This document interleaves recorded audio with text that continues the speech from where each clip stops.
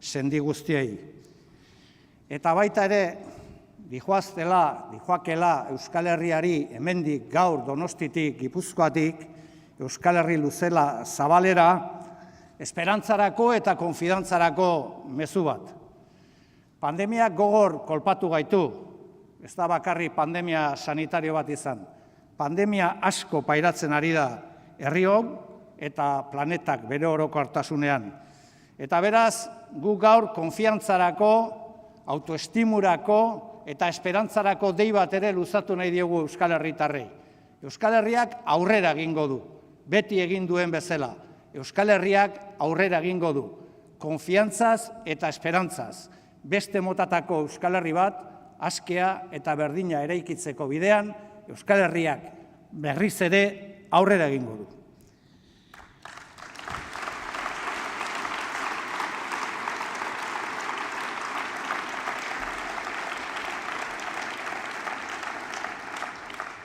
Askotan hitz egiten da pandemiataz eta beren irakaskizunaz.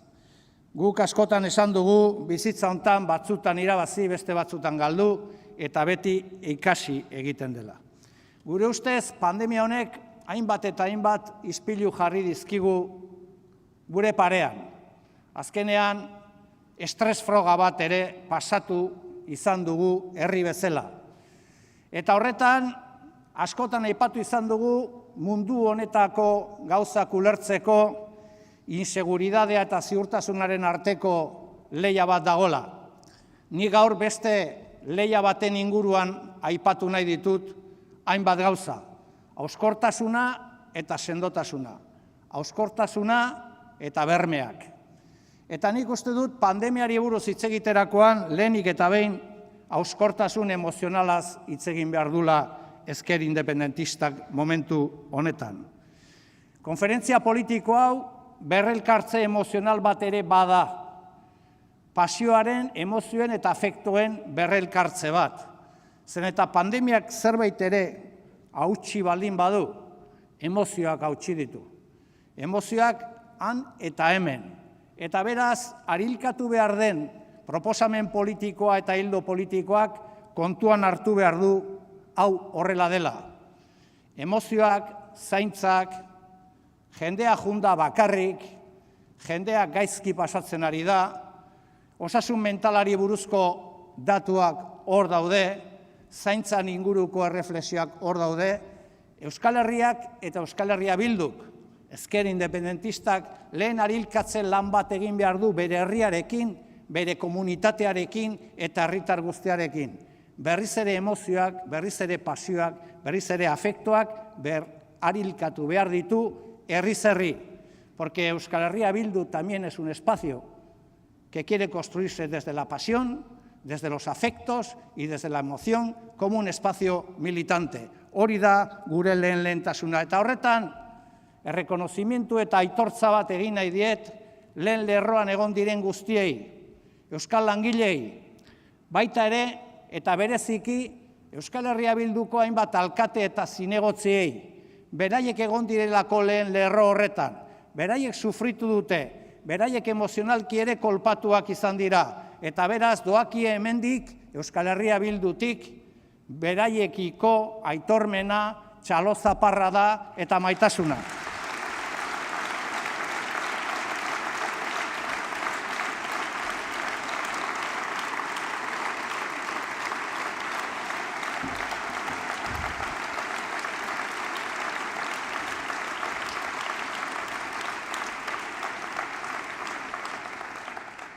Hauskortasun emozionalaz hitz egin dut lehenik eta behin. Baina pandemiak zerbait erakutsi baldin badu ere, bizitzaren hauskortasuna ere izan du da. Hauskortasuna termino politikoetan, termino biologikoetan, eta zentzu horretan berriro ere aipatu behar dugu, jendeari egia esan behar zaiolako. Batzuk entzuten ditugunean, hitz egiten dute pandemiaz, generazio espontanea sortutako gauza batetaz hitz egingo balute bezala. La pandemia ha surgido por generación espontánea y ha condenado a la paralización al planeta. además de las consecuencias sanitarias y vitales que ha tenido a lo largo y ancho del planeta. Parecería ser que algunos hablan de la pandemia en términos de maldición bíblica, pero esta pandemia también es consecuencia de un modelo económico, productivo y de consumo depredador que invade cada vez más espacios naturales y que hace más fácil y facilita el contagio de nuevos virus del mundo animal al mundo de los humanos.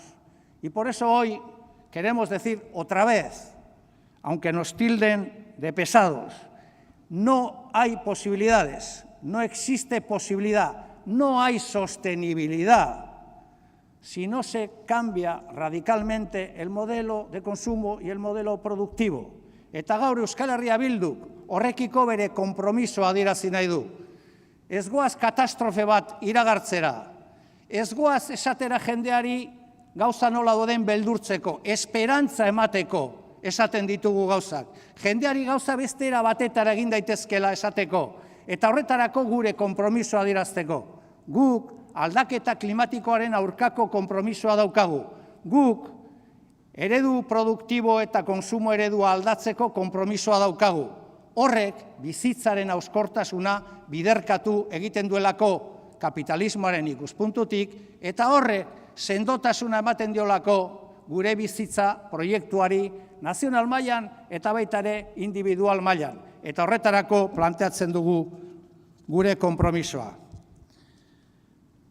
La pandemia ha demostrado también la fragilidad de los derechos sociales y de los servicios sociales. Ha puesto encima de la mesa el problema de los cuidados.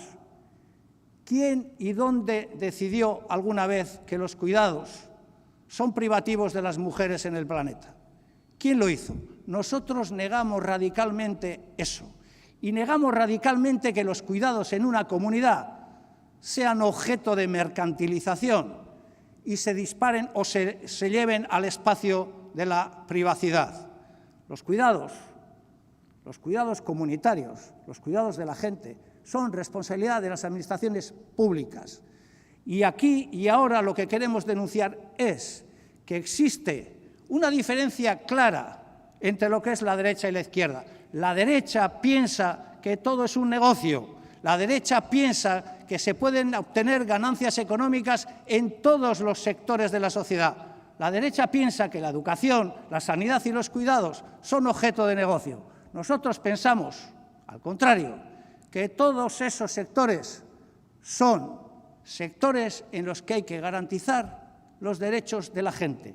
Esta es la diferencia. Gure konpromisoa beraz, berdintzalea eta berdintasunaren aldekoa, gure konpromiso soziala, eredu produktiboa eta konsumo eredua aldatu egin behar da, eta jendartea eta euskal jendartea beste baloreetatik eraiki behar da, ez merkantilizaziotik, baizik eta elkartasunetik, empatiagatik eta nolabait ere jendearen interesak babestu eta babesteagatik izango da posible.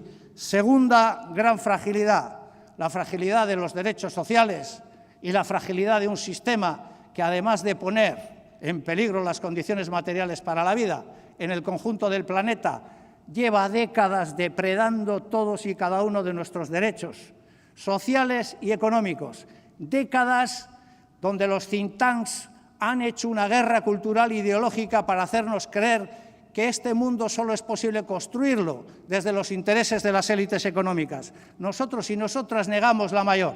El mundo se puede construir desde los intereses y la defensa de los intereses de las mayorías. Y por eso, eta horregatik, Euskal Herria Bildu tiene efectivamente un compromiso, el compromiso de construir una Euskal Herria basada en la igualdad y en la que los intereses de la gente primen sobre los intereses de unas élites económicas y políticas.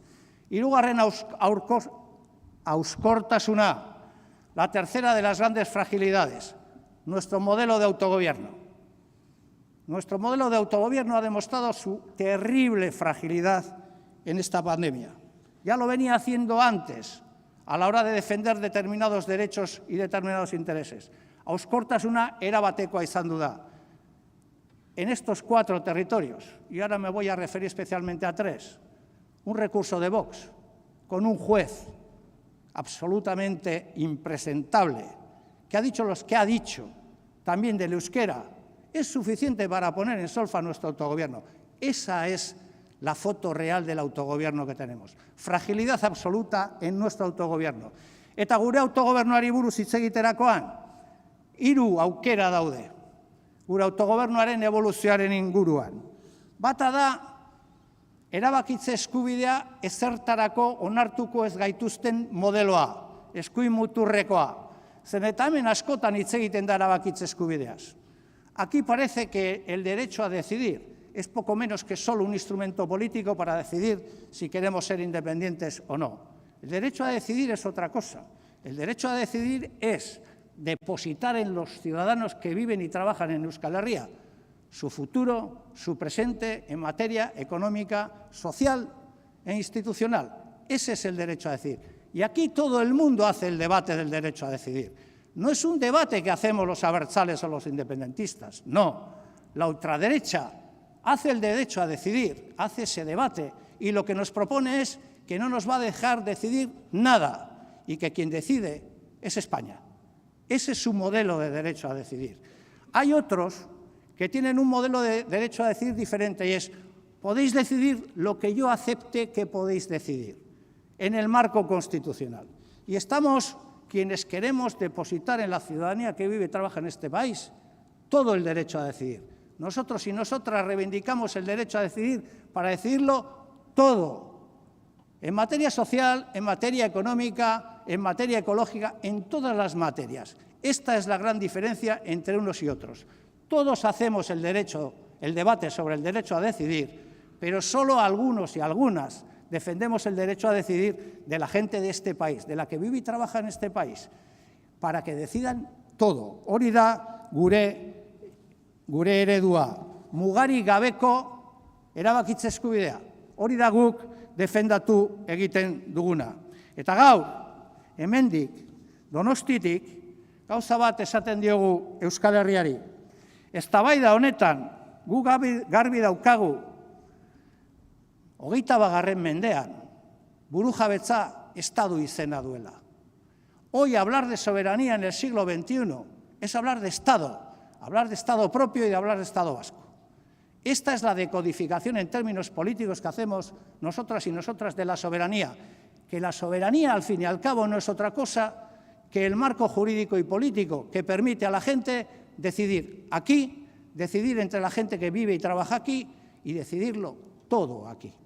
Esta es la decodificación política de la reintegración foral que algunos nos han mencionado del siglo XIX. Hoy, hablar de soberanía es hablar de Estado, y hablar de Estado vasco.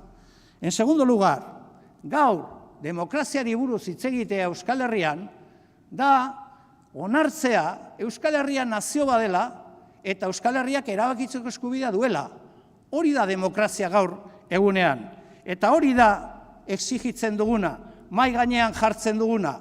No hay democracia si no se reconoce el carácter nacional de este país y el derecho a decidir de este país, porque será una democracia limitada, será una democracia mutilada, y nosotros y nosotras no queremos vivir ni en democracias vigiladas, ni en democracias autoritarias, ni en democracias limitadas. Queremos vivir en democracias socialmente avanzadas, y eso significa hoy, aquí, que se debe respetar el carácter plurinacional del Estado, que se debe de respetar nuestro carácter nacional y que se debe de respetar el derecho a decidir libre y democráticamente nuestro futuro, repito, no solo político, sino económico y social. Gaur, aniztasuna onartzea herri honetan, gauza askoren artean, gauza bat eskatzen du, eta da, hemen proiektu politiko guztiak berdintasunean lehiatzeko baldintzak egon behar direla, eta proiektu politiko guztiak ez bakarrik defendagarriak, baizik eta egiteko aukerak izan behar dituztela. Hori da aniztasunaren errespetoa herri honetan. Hoy, la defensa de la pluralidad política en este país, la de verdad, la que es respetuosa con los principios democráticos, significa que todas las opciones políticas puedan disputar sus proyectos políticos en condiciones de igualdad y en condiciones de materialización, que todos los proyectos políticos sean posibles, incluido el de la independencia de este país, si eso es lo que deciden libre, pacífica y democráticamente los ciudadanos de este país. Eta hori da gure konpromisoa. Eta gaur, berdintasunaz hitz egiten baldin bada, hori ezin daiteke eraiki inondik inora ere ez bada jendearen eta jendartearen interesak elite ekonomikoen aurretik jartzen. Jendarte berdinzale eta berdindu baten aldeko apustuak hori exigitzen du, eta bestela, berdintasunaren diskursoak dira. No hay posibilidad de construir sociedades igualitarias si las administraciones públicas, si los gobiernos no ponen por encima de las élites económicas los intereses de la gente. Lo estamos viendo con el recibo de la luz ahora. Si eso no se produce, los discursos sobre la igualdad son discursos, son publicidad, son propaganda, pero no son de verdad. Y por lo tanto, gaur, guk, hemen, Donostitik, Euskal Herrira, argi eta garbi mezu bat luzatzen diogu gure herriari, gu gure aitaren, gure amaren etxea defendatuko dugu. Eta guk, etxe horren jabegoa Euskal Herrian lan eta bizi diren guztien esku utzi nahi ditugu. Hori da gaur hartzen dugun konpromisoa, berdintasunaren aldekoa, demokraziaren aldekoa, burujabetzaren aldekoa eta demokraziaren aldekoa. Hoy, Euskal Herria Bildu quiere mandar un mensaje de esperanza. Ya sabemos que hay muchos motivos para el pesimismo. Nosotros y nosotras no somos pesimistas. Nosotros y nosotras queremos trasladar un mensaje de confianza y de esperanza al país. Este es un país que ha superado en muchas ocasiones y en muchas coyunturas históricas grandes dificultades.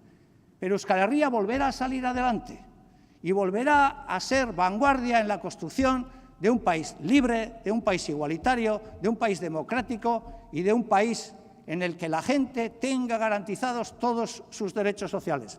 Ez da erretza izango, luzia izango da, pazientzia historikoa daukagu, ez dakolako beste alternatibarik. Eta hori da gaur, konpromisoa EH Bildurena herriarekin, konpromisoa etorkizunarekin, konpromisoa gure autokonfiantzarekin eta konpromisoa Euskal Herriarekin. Hori da gu gaur planteatu nahi duguna argi eta garbi. Eta konpromisoa esperantzarekin. Guk ez ditugu errealitate gordinak jendeari esaten, desaktibatzeko jendea ero desanimatzeko, kontrakoa, guk egiten dugu kontzientzia hartzeko, eta esateko gauzak aldatu behar dira. Eta zentzu horretan gurea esperantzarako leio bat irekitzea da herri honi. Ez esatea leiorik ez dagola, leioak badaude, zaila da, neketsua da, pazientzia behar da, lana behar da, baina guzti horrekiko konpromisoa dauka Euskal Herria Bildu. Bukatzen juteko, 2 recordatorios y 2 homenajes. Hoy se cumplen, creo que 85 años de que fusilaran a quien fue concejal del Partido Republicano Autónomo Alavés, Teodoro Oldarte. 85 años de que se fusilara a este ciudadano vasco, que fue además presidente de la Asamblea de Municipios Vascos. Como veis, la historia se repite. Y la historia permanentemente pone en el debate público en el Estado y en Euskal Herria los mismos temas: la libertad, la igualdad, la liberación nacional, la construcción de sociedades más igualitarias. Doakigo hemendik gure omenaldia Teodoro Olarteri eta gure horrekin batera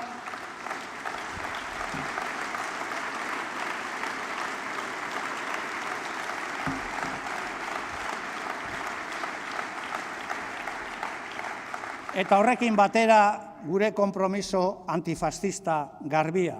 Euskal Herria antifascista da, eta horrek pozten gaitu.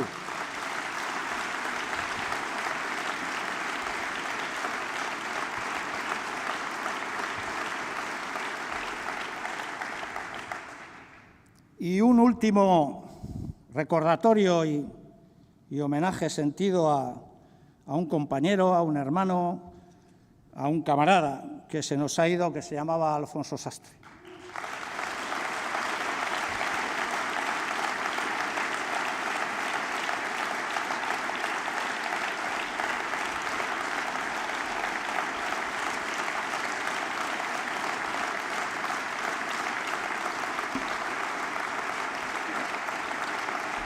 Escritor prolífico, persona admirada en el mundo.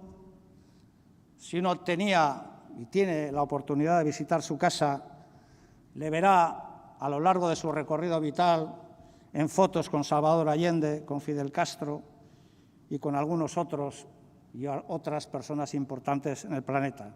Escritor de teatro, poeta y hombre vasco, nacido en Madrid, comprometido absolutamente con este país y con su pueblo trabajador. Hoy quiero terminar mi intervención recordando algo que, no sé, quiero pensar que no lo decía por mí, porque yo paso por ser un optimista antropológico, me llaman Positegui, me dicen que solo veo las cosas buenas, porque al fin y al cabo para ver las cosas malas ya hay mucha gente. Entonces tampoco se trata de que uno intensifique esas vivencias. Pero mi querido y admirado Alfonso Sastre me dijo alguna vez, y lo dejó escrito, yo siempre dije que un optimista es un pesimista mal informado. En cuanto uno se informa, deja de ser optimista. Lo que no hay que hacer es maquillar la realidad para que resulte vivible y uno pueda andar por la vida con un optimismo ficticio. Hay que partir de la base de ver las cosas como son y luego tener ánimos para oponerse a las cosas como son. Porque muchas veces al decir las cosas son así, se pasa a la resignación del así son las cosas. Es muy distinto. Las cosas son así y tendrían que ser de otra manera. Hori da guk gaur Alfonsorekin eta munduan dauden gizon emakume guztiekin ezkerretik hartzen dugun konpromisoa. Las cosas son así y nosotras y nosotros vamos a cambiar las cosas porque ese es nuestro compromiso. Mila esker.